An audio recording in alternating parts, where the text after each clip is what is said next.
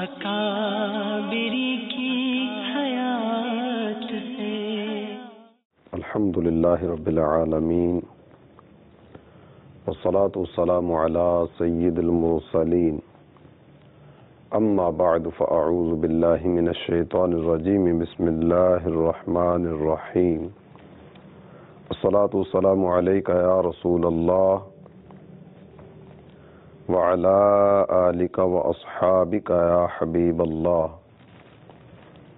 الصلاة والسلام علیک یا نبی اللہ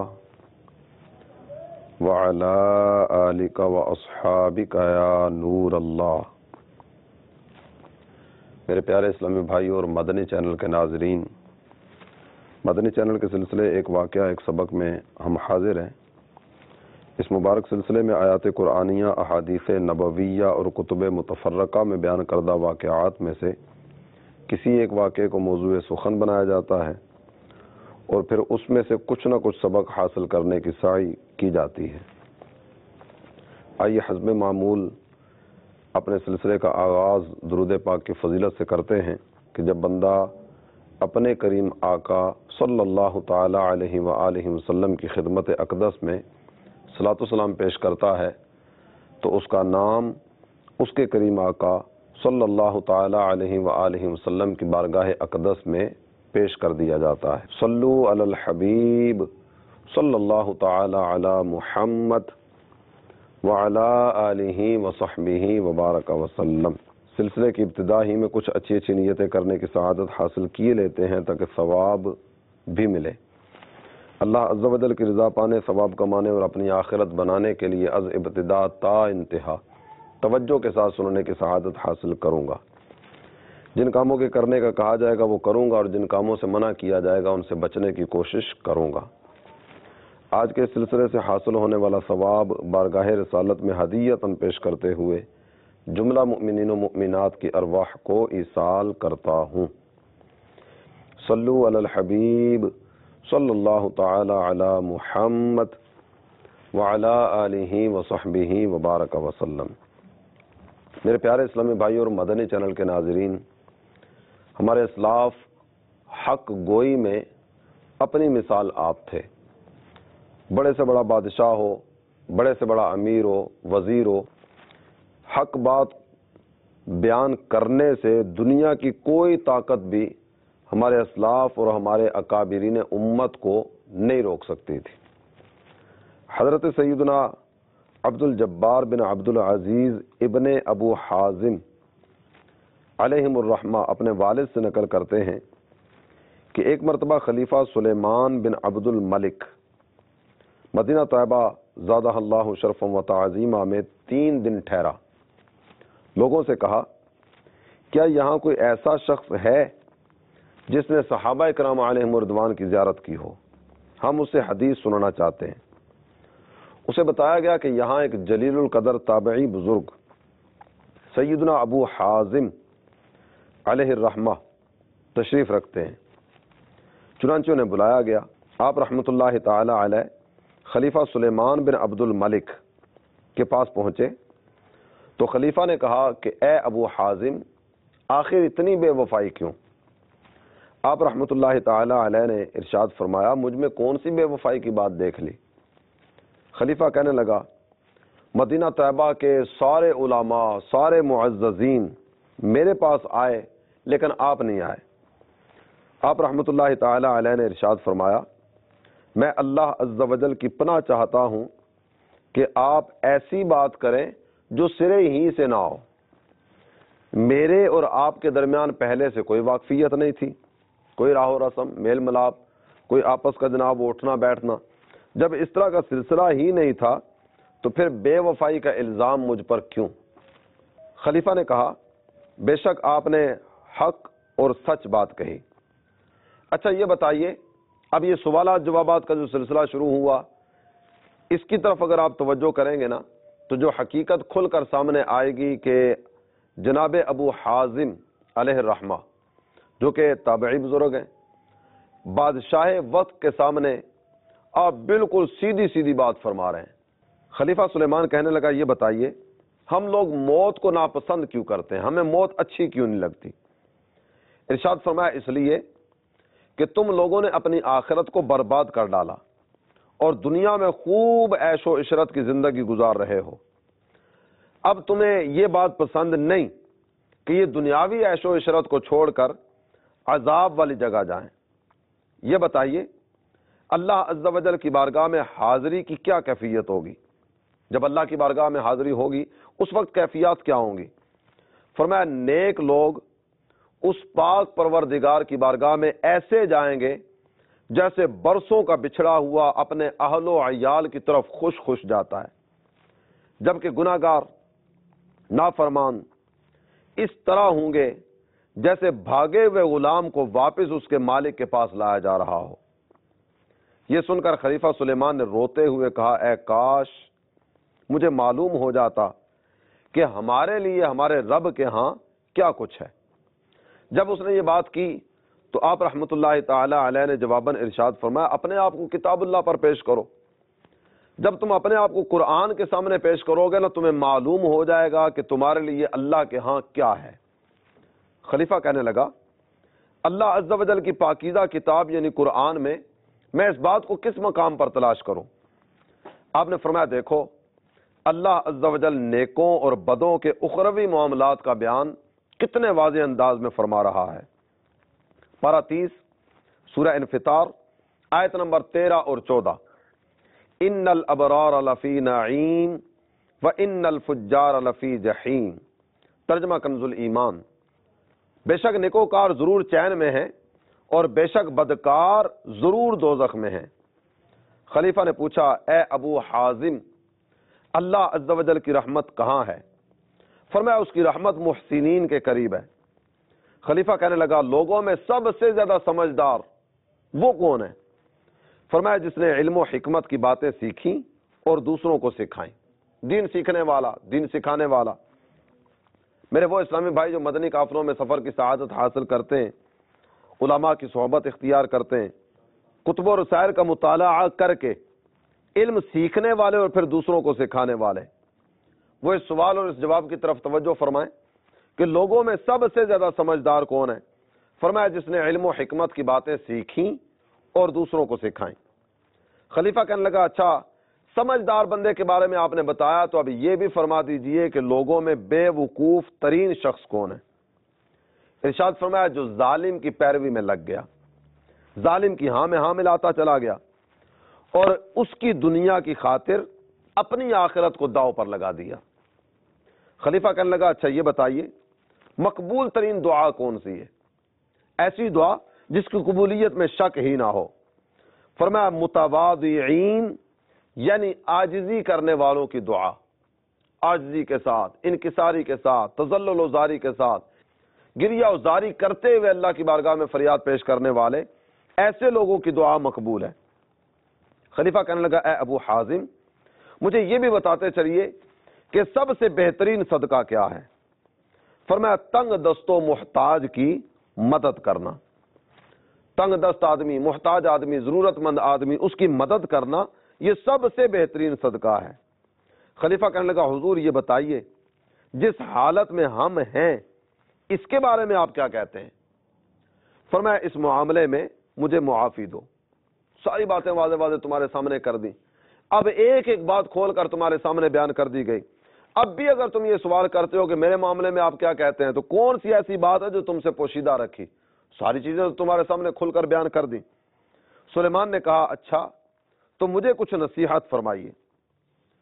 اب ایک حاکم وقت ایک عالم ربانی سے سوال کرتا ہے، مجھے نصیحت کیجیے۔ آپ رحمت اللہ تعالی علیہ نے جواباً ارشاد فرمایا، بے شک حکمرانوں نے ظلم زیادتی کر کے مسلمانوں کی رائے کے بغیر من مانی کرتے ہوئے خلافت حاصل کی، بے وفا دنیا کے حصول کے لیے بے گناہوں کا بے دریغ خون بہایا، پھر کفے افسوس ملتے ہوئے حکومت و مملوکت کو چھوڑ کر آخرت کی طرف کوچ کر گئے۔ اے کاش مجھے معلوم ہوتا کہ ان سے وہاں کیا کیا پوچھا گیا اور انہوں نے کیا کیا جواب دیا، اب وہ اپنی کرنی کا پھل بھگت رہے ہوں گے۔ جب یہ بات ہوئی، حضرت سیدنا ابو حازم علیہ رحمت اللہ الاکرم کتنے واضح الفاظ میں خلیفہ کے سامنے یہ باتیں کر رہے ہیں یہ سن کر کسی خوشامدی درباری نے کہا شیخ آپ نے بہت بری بات کی ہے کہ بادشاہ کے سامنے آپ کہہ رہے ہیں کہ یہ لوگ کرسی اقتدار کو یوں حاصل کیا کرتے ہیں، ان کے سامنے آپ کہہ رہے ہیں۔ جب یہ بات ہوئی تو آپ رحمت اللہ تعالی علیہ نے جواباً ارشاد فرمایا تو نے جھوٹ کہا، میں نے وہی کہا جو مجھ پر لازم تھا، مجھے حکم دیا گیا کہ حق بات کا اعلان کرو۔ حق بات کا اعلان کرنے والے بڑی جرت اور بڑی بہادری کے ساتھ بغیر کسی کی ملامت کرنے والے کی ملامت کا ڈر دل میں رکھے بالکل حق بات بیان کرتے چلے جا رہے ہوتے ہیں۔ ان کی زبان پر یہ جملہ ہوتا ہے کہ حق بات کا اعلان سرے دار کریں گے، یہ جرم اگر جرم ہے 100 بار کریں گے۔ بے شک اللہ عز و جل نے علماء کرام سے عہد لیا ہے کہ وہ لوگوں کے سامنے دین کو ظاہر کریں اور کچھ بھی نہ چھپائیں۔ جو میرے سامنے حق واضح ہوا میں نے خلیفہ کے سامنے کہا۔ خلیفہ سلیمان نے جب یہ بات سنی تو کہنے لگا اے ابو حازم، کیا ہماری اصلاح کی کوئی صورت ہے؟ کیا ہم درست ہو سکتے ہیں؟ آپ رحمت اللہ تعالی علیہ نے ارشاد فرمایا ہاں، تم لوگ تکلفات اور ریاکاری کو چھوڑ کر مروت اور اخلاص کو اپنا لو اور یہ ساری ریاکاری کے معاملات کو ترک کر دو۔ خلیفہ کہنے لگا اس کی کیا صورت ہو سکتی ہے؟ فرمایا جن سے لینے کا حق ہے ان سے لو اور مستحقین کو ان کا حق دو۔ امیر لوگوں سے زکوٰۃ وصول کرو، عطیات وصول کرو اور حقداروں تک ان کا حق پہنچاؤ۔ خلیفہ نے کہا اے محترم، آپ ہمارے ہاں قیام کیجئے تاکہ ہم آپ کی صحبت سے استفادہ کریں۔ آپ ہمارے پاس رہیں گے، وعظ و نصیحت کی باتیں ہوتی رہیں گی اور ہم آپ کی بتائی ہوئی باتوں پر عمل کریں گے، نتیجہ ہم بھی بہتری کی راہ کی طرف چلیں گے۔ آپ رحمت اللہ تعالی علیہ نے ارشاد فرمایا میں اس بات سے اللہ عز و جل کی پناہ طلب کرتا ہوں، ایسا آدمی جو فقیر اللہ ہے یہ کسی امیر کے دروازے پر جا کر بیٹھ جائے تو فرمایا بہت برا فقیر ہے وہ جو امراء کے دروازے پر بیٹھا رہتا ہے، بہت برا فقیر ہے وہ جو امیروں کے دروازے پر ٹک ٹکی باندھ کر دیکھتا رہتا ہے۔ فرمایا میں اللہ کی پناہ طلب کرتا ہوں کہ میں تمہارے پاس رہوں۔ خلیفہ نے کہا آپ ہم سے دور کیوں رہنا چاہتے ہیں؟ فرمایا اگر میں تمہارے ساتھ رہوں تو اندیشہ ہے کہ کسی معاملے میں تمہاری طرف مائل ہو جاؤں، شاہی عیش و عشرت سے کچھ فائدہ اٹھا لوں اور اس طرح اپنی دنیا و آخرت کو برباد کر بیٹھوں، لہذا آپ سے دوری ہی میں عافیت ہے۔ اب تھوڑی دیر کے لیے تصور کریں نا، بکرے کی کھال پر بیٹھنا عاجزی پیدا کرتا ہے، شیر کی کھال، چیتے کی کھال، بھیڑیے کی کھال، اس پر بیٹھنے سے تکبر پیدا ہوتا ہے۔ جب یہ جانور کے مر جانے کے بعد، ذبح ہو جانے کے بعد، جو جانور ذبح کیے جاتے ہیں ذبح ہو جانے کے بعد، مر جانے کے بعد اس کی کھال بھی اپنا اثر رکھتی ہے اور اس کی کھال بھی یہ نتائج دے رہی ہے، تو اگر زندہ آدمی کی صحبت ملے گی، اچھے کی صحبت تجھے اچھا بنائے گی، برے کی صحبت تجھے برا بنائے گی۔ اب متکبر آدمی کے پاس رہنے والا عاجزی اور انکساری کے ساتھ زندگی بسر کرنے والا بن جائے، ایسا کیسے ہو سکتا ہے؟ فرمایا میں تمہارے پاس رہنا پسند نہیں کرتا، اس لیے دوری ہی میں عافیت ہے۔ خلیفہ نے کہا مجھے کچھ نصیحت کرتے چلیے۔ فرمایا اللہ عز و جل سے خوف کر، اللہ سے ڈر، جس جگہ جانے سے اس نے روکا وہاں کبھی نہ جانا اور جس جگہ حاضر رہنے کا حکم دیا گیا وہاں سے کبھی بھی تو غائب نہ ہو۔ خلیفہ کہنے لگا اے ابو حازم آپ ہمارے لیے دعا کر دیجئے۔ آپ رحمت اللہ تعالی علیہ نے ارشاد فرمایا ہاں میں دعا کرتا ہوں۔ اب یہ کہنے کے بعد آپ نے ہاتھ اٹھائے، دعا کرنے لگے۔ آپ کہتے ہیں اے اللہ، اگر سلیمان تیرا پسندیدہ بندہ ہے تو اس کے لیے خیر کی راہ آسان کر دے، اگر تیری راہ پر چلنے والا ہے نا تو اسے مزید مقام قرب عطا کر، اور اگر یہ تیرے دشمنوں میں سے ہے تو اسے پیشانی سے پکڑ کر خیر کی راہ پر ڈال دے۔ اچھا آدمی ہے، اچھائی میں مزید توفیق عطا فرما، اور اگر یہ برا آدمی ہے تو اس کی راہ روک دے کہ یہ برائی کی طرف مزید آگے نہ بڑھے۔ جب آپ رحمت اللہ تعالی علیہ دعا سے فارغ ہوئے، خلیفہ نے 1000 دینار آپ کی طرف بڑھاتے ہوئے عرض کی حضور یہ حقیر سا نذرانہ قبول فرمائیے۔ آپ رحمت اللہ تعالی علیہ اب وہ سارے معاملات ہمارے سامنے آتے چلے جا رہے ہیں نا، سوالات کے جوابات ہمارے سامنے آ رہے ہیں، ان کی نصیحت طلب کرنے پر جو جواب آ رہے ہیں وہ ہمارے سامنے آ رہے ہیں۔ اب یہ ایک نذرانہ دینے والا عمل کیا گیا، اس پر آپ کا انداز کیا ہے؟ حضور یہ حقیر سا نذرانہ قبول فرمائیے۔ آپ رحمت اللہ تعالی علیہ نے ارشاد فرمایا مجھے اس کی حاجت نہیں ہے، مجھے پیسوں سے کیا غرض، میرے علاوہ اس مال کے اور بہت سارے لوگ حقدار ہیں، جو مستحق ہیں انہیں دو۔ میں ڈرتا ہوں کہ یہ مال میری اس نیکی کی دعوت کا بدلہ نہ ہو جائے جو میں نے تجھے دی ہے۔ میں نے تیرے سامنے بالکل سیدھی سیدھی باتیں رکھی، بالکل واضح واضح باتیں کی، تو کہیں ایسا نہ ہو کہ یہ میرا طلب کر لینا، یہ میرا قبول کر لینا میری اس نیکی کی دعوت کا بدلہ نہ ہو جائے۔ میں نے یہ تمام باتیں رضا الہی عز و جل کے لیے کی اور اسی سے اجر کا طلبگار ہوں، دنیا والوں سے ہرگز بدلہ نہیں چاہتا۔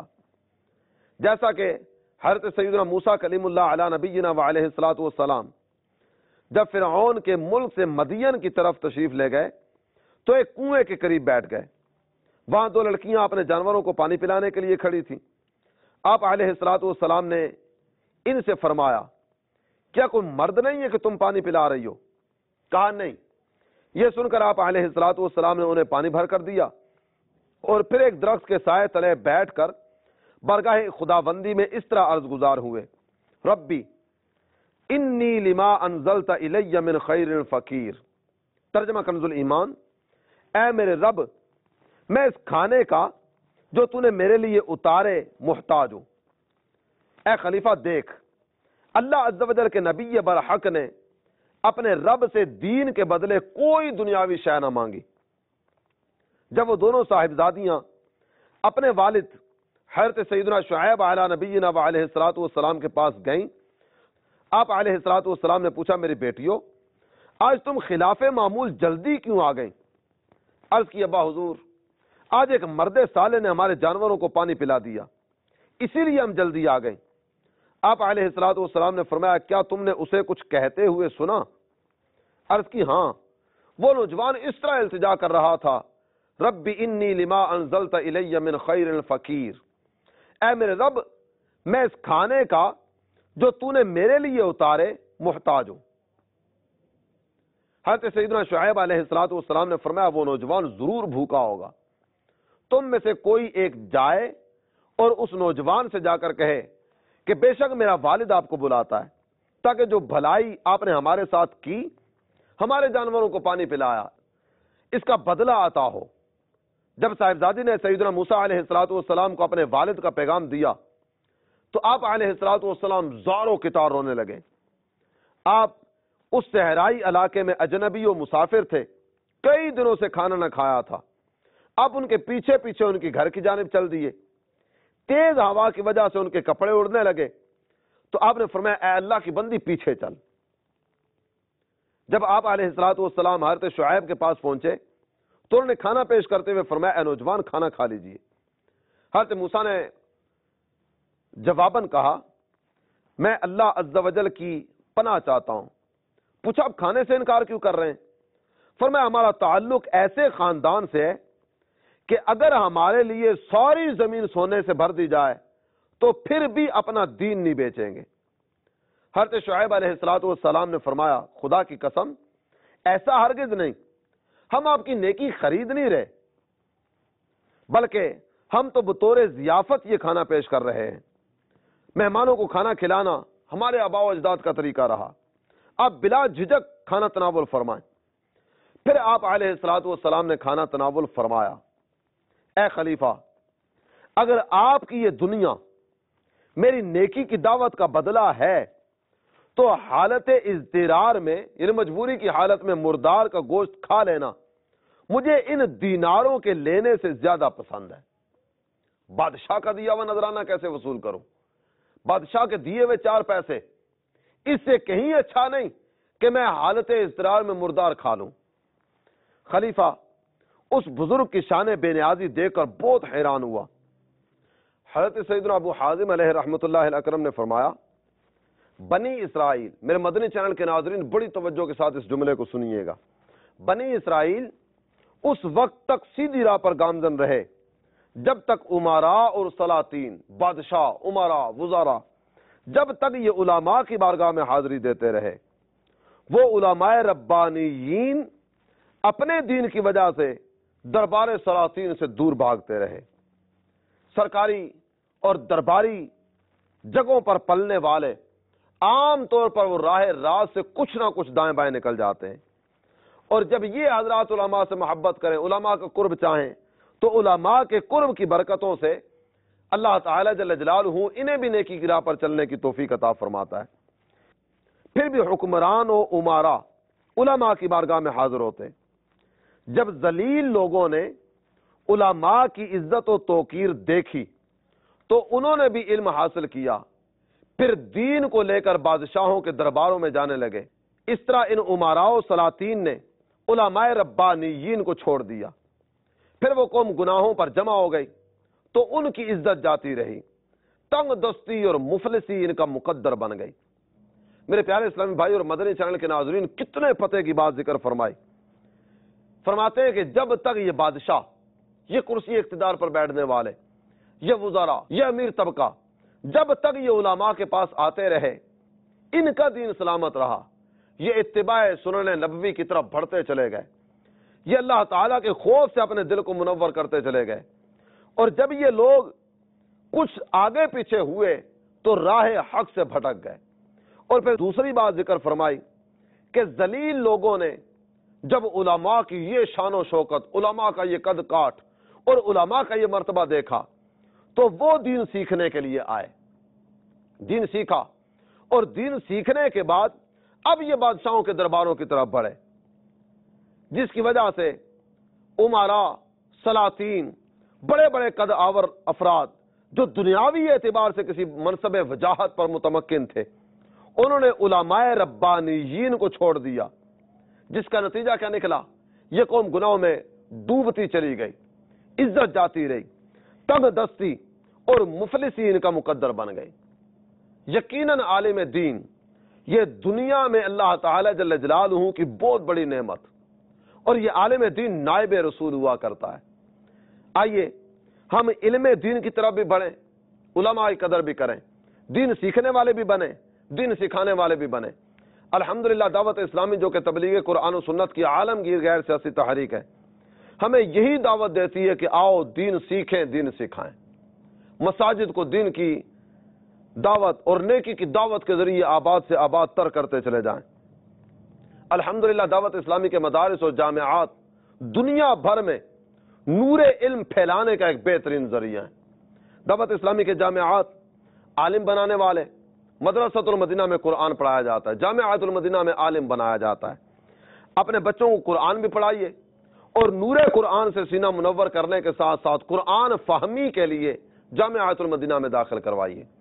اس وقت بلا مبالغہ دعوت اسلامی کے جامعات اور دعوت اسلامی کے مدارس میں صرف پاکستان میں تقریباً 1.25 لاکھ طلبہ و طالبات الحمدللہ نور علم سے اپنے سینے منور کرتے چلے جا رہے ہیں.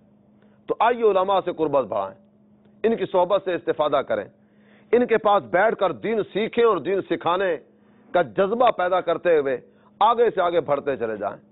اللہ تعالی ہم سب کو عمل کی توفیق عطا فرمائے. اللہ کرے کہ نور علم سے ہم اپنا سینہ منور کرنے میں کامیاب ہو جائیں اور دعوت اسلامی کے مدنی ماحول پر ہم سب کو استقامت نصیب ہو. آمین بجاہ النبی الامین صلی اللہ تعالی علیہ وآلہ وسلم. ملتا ہے در سے آخرت ان واقعات سے, سیکھیں سبق آؤ اکابری